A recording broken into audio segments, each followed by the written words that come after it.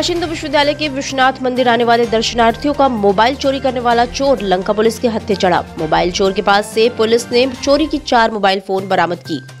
Police ने चोर पर विधिक कार्रवाई करते हुए जेल भेज दिया। थाना प्रभारी शिवकांत मिश्रा ने बताया कि चोर से पूछताछ में पता चला कि बीएचयू के न्यू काशी विश्वनाथ मंदिर में आने वाले श्रद्धालुओं का मोबाइल चुरा कर बेचता और अपने परिवार की आजीविका चलाता था।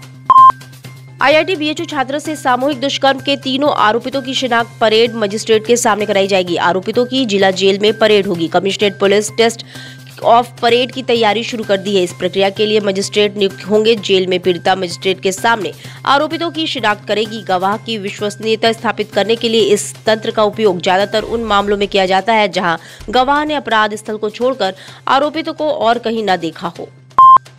आईआईटी बीएचयू में छात्रा के साथ हुए दुष्कर्म मामले में 3 आरोपियों की गिरफ्तारी के बाद लगातार विपक्षी पार्टियां भाजपा के खिलाफ मोर्चा खोले हुए हैं। इसी क्रम में गुरुवार को कांग्रेस पार्टी की महिला विंग ने प्रदर्शन करते हुए भाजपा नेताओं को चूड़ियां भेजकर अपना विरोध व्यक्त किया।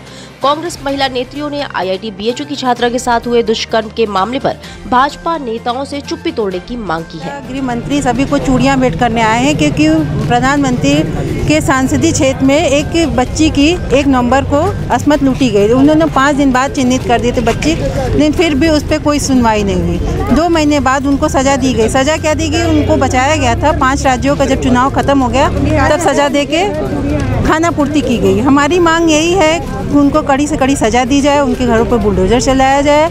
और जो हमारे माननीय प्रदेश अध्यक्ष उन्होंने पहले ही क्लियर कर दिया था कि ये भाजपा के लोगों का है, तो उन पर फर्जी मुकदमा कर दिया जाए। उनकी तानाशाही जो सरकार है, छात्र संघ भी जब उन लोगों ने वो किया उन पर भी मुकदमा हो गया। मतलब झूठ का बोलबाला है, जो बोलता है उसको मुकदमा दे दो। बीएचयू में हुए गैंगरेप की पीड़िता को न्याय दिलाने और अपराधियों पर कड़ी कार्रवाई की मांग को लेकर गुरुवार को कई संगठनों से जुड़े बीएचयू स्टूडेंट्स एवं नागरिक समाज ने बीएचयू के सिंह द्वार पर धरना प्रदर्शन किया। इसमें बनारस के नागरिक समाज के लोग और कई संगठनों से जुड़े छात्र छात्राएं शामिल हुए। आज किस मेहनत तहत आप लोग यहाँ पे विरोध प्रदर्शन कर रहे हैं और क्या है मामला? मामला ये है कि जो बीएचयू आईआईटी बीएचयू में छात्रा के साथ छेड़खानी हुआ था और 7 दिनों बाद आरोपियों की गिरफ्तारी हुई है, तो उसको लेकर ही हम लोग आज बीएचयू गेट पे आए हैं। इसमें बीएचयू के छात्र संगठन और नागरिक समाज की तरफ से लोग हैं। क्या मुख्य बातें हो रही है इसमें? इस टाइम में इस कार्यक्रम में हम लोग मुख्य बातें ये कर रहे हैं कि जो ये 7 दिनों बाद पुलिस ने एक्शन लिया, इनको आरोपियों को गिरफ्तार किया है, तो इतने दिन तक प्रशासन क्या कर रही थी। और क्योंकि पीएम मोदी का ये संसदीय क्षेत्र है, तो यहाँ पे महिला सुरक्षा को लेकर क्या कदम उठाए गए हैं और इतने देर बाद क्यों कार्रवाई हो रही है। और बीजेपी आरएसएस जो कि बीजेपी आरएसएस को बीएचयू में प्रतिबंधित करना चाहिए।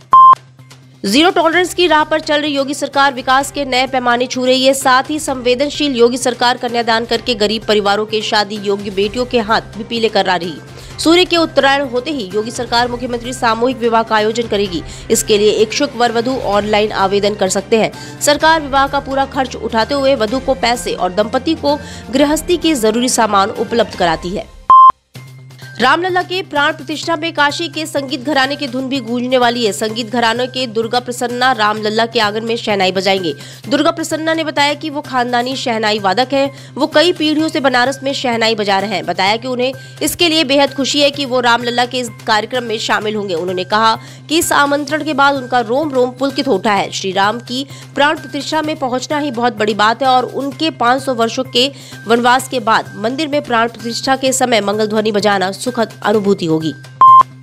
प्रतिबंधित खतरनाक चाइनीज मांझे को लेकर वाराणसी प्रशासन सख्त हो गया। जहां एक तरफ जिला प्रशासन खतरनाक चाइनीज मांझे की बिक्री के खिलाफ अभियान चलाकर उसको रोकने में जुटी है, तो वहीं चाइनीज मांझे का प्रयोग न करने को लेकर जागरूकता अभियान भी शुरू हो गया है। वाराणसी के राजकीय क्विंस कॉलेज में युवा फाउंडेशन द्वारा गुरुवार को चेतगंज एसीपी की मौजूदगी में चाइनीज मांझे का प्रयोग न किए जाने के लिए शपथ दिलवाया गया। कॉलेज के सैकड़ों छात्रों ने सामूहिक रूप से चाइनीज मांझा को न खरीदने और पतंगबाजी के लिए न प्रयोग करने का शपथ लिया। यह है कि वो सभी थानों को आप जो है कि कड़ाई से प्रतिबंध करवाएं चाइनीज मांझे को।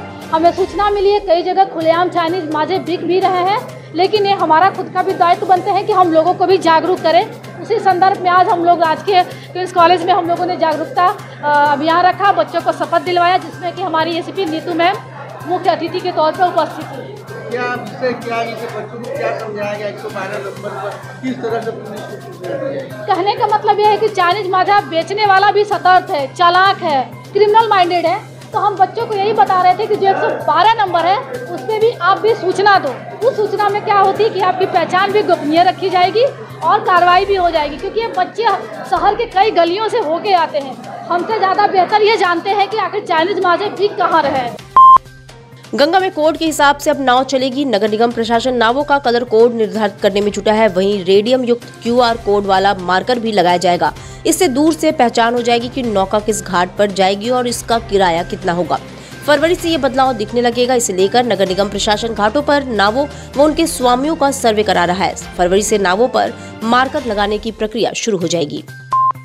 डिप्टी सीएम ब्रिजेश पाठक एक दिवसीय दौरे पर वाराणसी गुरुवार को पहुंचे। उन्होंने मीडिया से बातचीत में विकसित भारत संकल्प यात्रा को लेकर सरकार की मंशा व इसकी सफलता पर बात की। वहीं लोकसभा चुनाव में भाजपा के प्रदर्शन को लेकर आश्वस्त दिखे।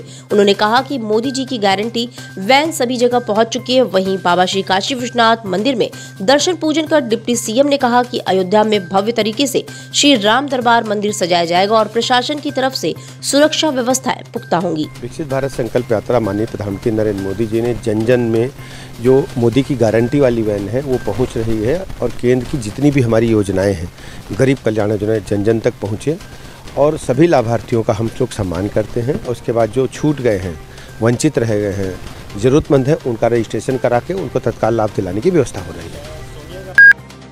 ज्ञानवापी में हुए ASI सर्वे रिपोर्ट 19 जनवरी तक सिविल जज senior division fast track court में जमा किया जाएगा। ASI की तरफ से ज्ञानवापी के हुए ASI सर्वे की रिपोर्ट दाखिल करने के लिए 19 जनवरी तक का वक्त दिया गया था। दरअसल 1991 लॉर्ड विश्वेश्वर के केस में हाई कोर्ट ने बीते दिनों आदेश दिया था कि ASI रिपोर्ट दाखिल किया जाए। वहीं जिला जज की अदालत में सर्वे रिपोर्ट को सार्वजनिक किए जाने पर आज आने वाला आदेश टल गया, जिसको लेकर अब इस मामले पर 5 जनवरी को आदेश आने की उम्मीद है। ASI के द्वारा सबमिट की यही रिपोर्ट सभी पक्षकारों को उपलब्ध हो अथवा नहीं, अथवा ASI के द्वारा प्रार्थना पत्र देकर 4 सप्ताह का समय मांगा गया था, उस पर विचार करना था, माननीय न्यायाधीश को आदेश देना था। परंतु महामना मदन मोहन मालवीय जी की जयंती के नाते आज उस कार्यक्रम में अत्यंत व्यस्तता के नाते किसी प्रकार से न्यायिक कार्य में संलिप्त माननीय न्यायाधीश नहीं हो सके। इसलिए हम अपेक्षा करते हैं और हमें बताया भी गया था कि कल आदेश निर्गत होगा।